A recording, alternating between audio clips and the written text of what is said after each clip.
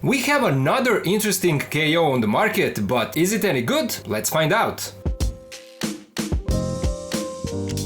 Hello and welcome back to the channel. In this video we're gonna take a look at a knockoff of Storm Collectibles Otaha Karas. A big thank you to the guys from Salix Wholesale Toy Store on AliExpress for making this review possible. In case you want to get this figure, you can do so over my link in the video description. This is one of those newer knockoffs on the market and it could be interesting to those who love this show but missed out on the original release. Okay, let's get started. First, a quick look at the packaging, and it has a big window here in front showing the figure and some of the accessories. We have a nice close-up promo shot of the figure, and here it says Karas. Of course, as expected, there are no company logos on the box. On this side we have another promo shot of the figure. Back of the box shows us even more promo shots of the figure in few different fighting poses. And then another look at the figure on this side of the box. There's nothing on the top, warnings on the bottom, so now let's open it up and let's take a look at the figure.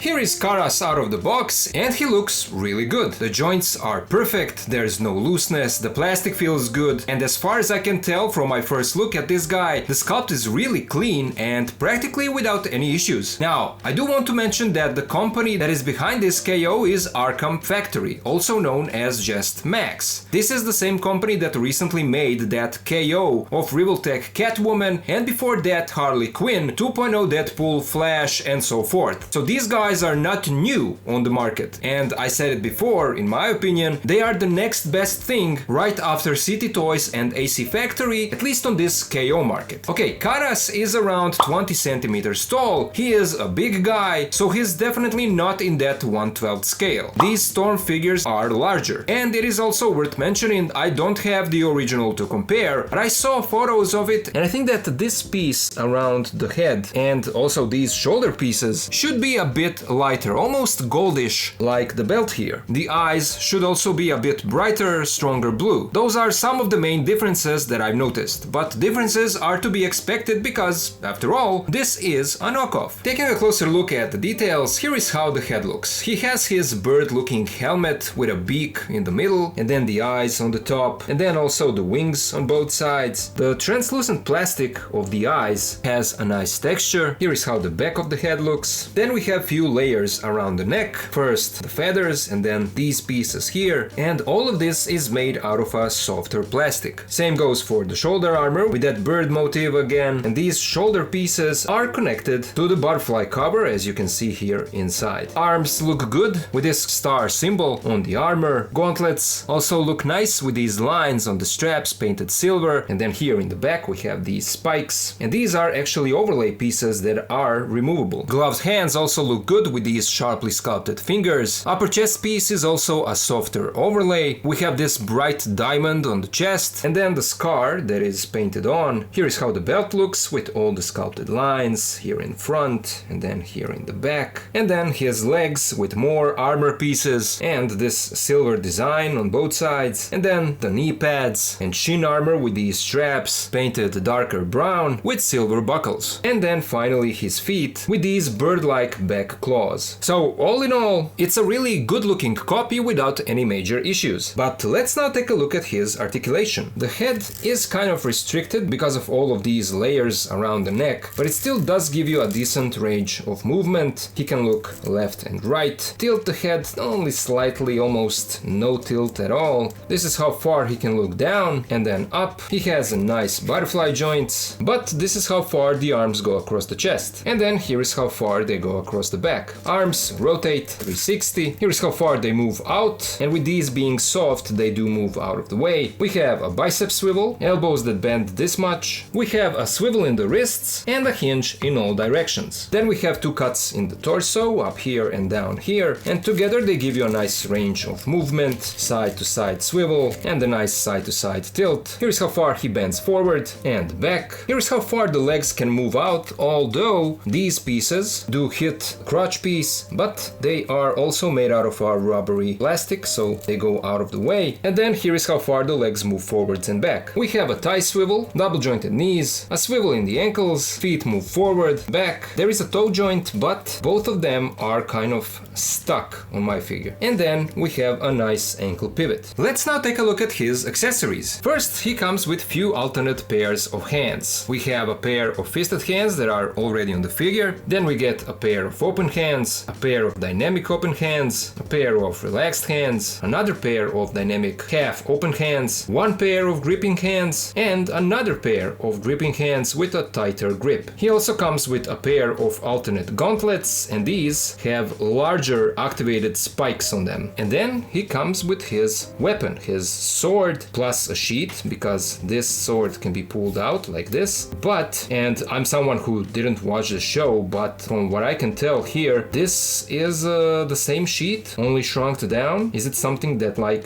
activates or something? Because the symbol here has the wings in, while on this one the wings are spread out. And then, as I said, the sword can be pulled out. It has this curved blade, and it looks really good. And then with that, we also get this electric effect, and it's something that can be positioned on the blade. So there you go. And this can actually be stored on his back, because we have this claw. So this is where we can put his sheath, and so you will get this look. And also switching out the hands is no issue at all. Well, sometimes it can happen that the wrist joint can pop off, but you simply pop it off. And since we did this, I can also show you the gauntlet that is removable, and then the alternate one that goes on like this. So again, two different versions of gauntlets. He can also hold the sword without any issues. Let's now compare this guy to some other figures. Here's how he scales with Marvel Legends Maximum Series Spider-Man and X-Men 97 Wolverine, Mafex Classic Suit Spidey and Daredevil, SH Figuarts Friendly Neighborhood Spider-Man and Sentinel Peter B. Parker, Mass Toys Symbiote Spidey and AC Factory Ultron, City Toys Brown Suit Wolverine and The Amazing Spider-Man, City Toys knockoff of Revoltech Agent Venom, and Arkham Factory or Max knockoff of 2.0 Deadpool. Then we have him next to the Star Wars The Black Series Vader and Stormtrooper, and here we have him with LPZZ Arkham Batman and Roman Key Big Guy Base Body. Here is how he scales with Fonjoy Superman and Flav Toys Daredevil, NECA TMNT Movie Raphael and Masters of the Universe Revelation He-Man, NECA Feral Predator and Savage Crucible Vetaris Repax, Magma Forge Master Grey Knight and the SH Figuarts Avengers Hulk, and finally with YOLO Park Transformers AMK Pro Series Optimus and Starscream. So there you go, that was my look at a knockoff of Storm Collectibles Otaha Karas. This is yet another great copy made by the guys from Arkham Factory or Max. The quality of the plastic feels really good, sculpt and paint are great, and all the joints work perfectly, nothing is loose, nothing is falling off. So in case you are a fan of this show and you missed out on the original release, I would recommend this KO. It is cheap and I think that you'll be satisfied with the level of quality of the figure. Once again, a big thank you to the guys from Salix Wholesale Toy Store on AliExpress for making this review possible. And if you want to get this figure, you can do so over my link in the video description. You've heard my thoughts and now I would love to hear yours. So what do you guys think about this figure? Do you like how it looks? Do you plan to get it? Let me know all of it down in the comments. As always, a huge thank you to my Patreon and channel members for their support. If you can also join and help, please do so, links are in the video description. And of course, to all of you guys, thank you so much for watching, thank you for being here with me, and I'll see ya in the next video.